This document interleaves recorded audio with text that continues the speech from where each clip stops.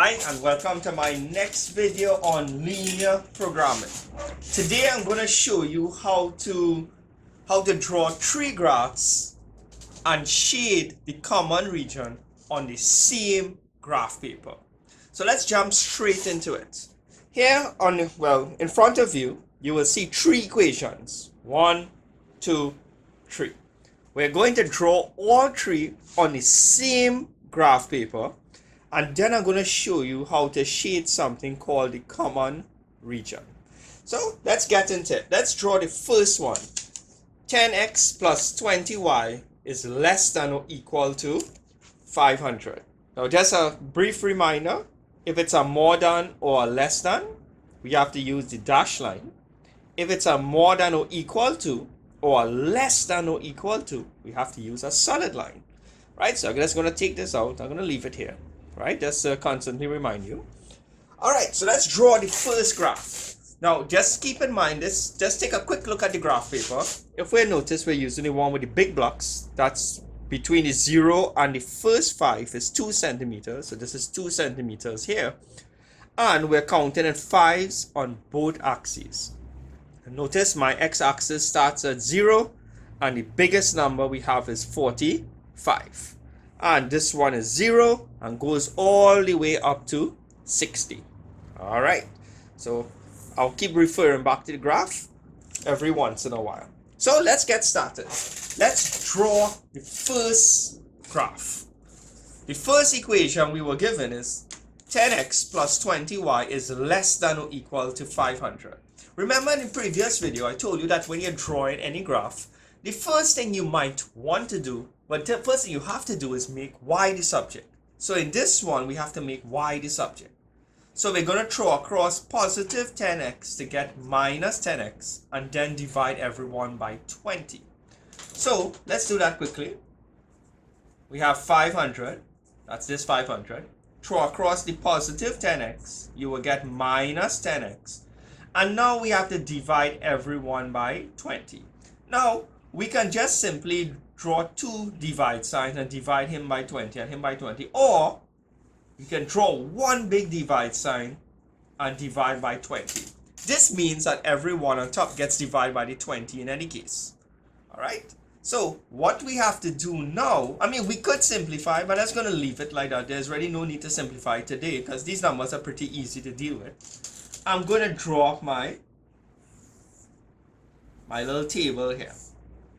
Call the top x and the underneath y. And you may have recalled from the previous video, we get to choose our values for x. So we get to choose the top numbers. But unfortunately, we have to calculate the underneath numbers, the y values. So what I'm going to do, I'm going to choose three values for x. I'm going to choose 0. I'm going to choose 10 and probably choose 50. Is that a good value to choose for x? No, because my x-axis only goes up to 45. So choosing 50 will not allow the point to fit on my graph paper. So I'm just probably going to choose, let's choose 30. So I'm going to choose 0, 10, and 30. What we have to do is replace x with 0, work the top out, and then divide it by 20. To get the corresponding y value. Alright, so let's see if we can work this out here and get some more scrap. Alright, so let's gonna move this out of the way to make some space. Alright, so let's choose the first one. Replace x with 0. Right, now the first one is pretty easy, so I guess we can do this in our head very, very quickly. If we replace x with 0, 0 multiplied by 10 is 0. Anything multiplied by 0 is 0. 500 minus 0 is still 500. And now we have to divide it by 20. If we divide this, we will get 25. So 20 into 500 is 25. So that means when x is 0, y is 25. Let's work out the one where we pretend x is 10. Let's go back here. We're going to use the same equation. We're going to pretend that x is 10. So let's put the 10 inside here. 10 multiplied by 10, because we're replacing x to 10. 10 multiplied by 10 is 100. 500 minus 100 is 400. So we're going to divide the 400 by 20. When we divide 400 by 20, I believe that we're going to get 20. So when x is 10, the corresponding value of y is 20. Let's do the next one quickly. We're going to pretend x is 30 and we have to calculate the corresponding value of y. So pretend x is 30. 10 multiplied by 30 is 300. So we end up with 500 minus 300 divided by 20. 500 minus 300 is 200. 200 divided by 20 is 10.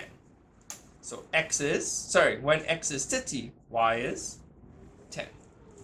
Right, so I hope you understood how we got these values.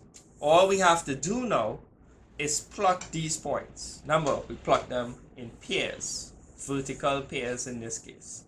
0, 25, 20, 10, 20, 30, 10. Let's plot our first point. 0 on the x and 25 on the y. That will take me somewhere here. Right. 10, 20. 10 on the x, 20 on the y. Alright. Next one. 30, 10. 30, I want to go up to 10. Seems to me that we got a straight line. So here's what we're going to do. We're going to take our ruler and join these 3 points. And we have to use a solid line because it's a less than or equal to. So I'm going to join these 3 points here. Let's see what happens. All right. Cool. So let's draw the other 2. Now we're finished with the hard one, right? So we just drew this one. Now I'm not going to shade as yet. I know less than means I have to shade below the line. But this question is slightly different. They want us to draw 3 graphs and shade one region that would accommodate all 3 equations. So whenever you have more than 1 graphs to draw on the same graph paper, you're going to shade at the end of the question, not at the beginning of the question. Alright? So just to keep everything, we just drew this graph here. 10x plus 2y. Now when you're writing the name of the equation of the line on the line itself, you use an equal sign. Right? Right. You don't write the less than or more than or equal to, right?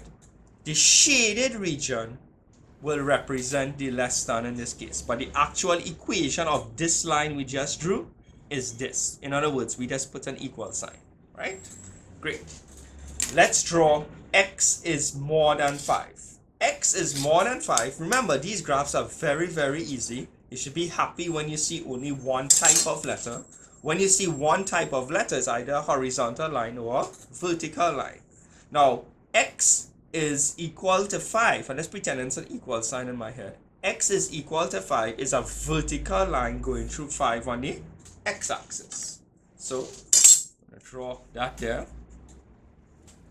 Give me a few seconds. X equal to 5 is just a vertical line going through 5. Now, I am going to label this line as x is equal to 5, right? I'm not writing the more than sign for the time being. Alright, so that's x equal to 5 there. And now we have to draw y is more than equal to 10. But when you're drawing it, you're just pretending this is an equal sign. Key word is to pretend it's an equal sign. So I'm going to use a different color. Let's use blue for this. Y is equal to 10 is just a horizontal line going through 10 on your y-axis. Right. So hope you can see that line there. I just drew it here. So this line here is y is equal to 10. Right. Now here's what we have to do. We have to shade one area to represent all 3 at the same time. So here's what we're going to do. I'm going to pretend that this ruler is a fat paintbrush, and I'm going to dip this in paint, and I'm going to smear one side of the graph. Now, you're going to have to use your imagination here. You're going to have to pretend colors are overlapping. For example, when red overlaps white, you will get pink, right? Or if red overlaps blue, you will get purple. The point is, when different colors overlap, you get a different color. So here's what we're going to do. Let's take the hardest one first.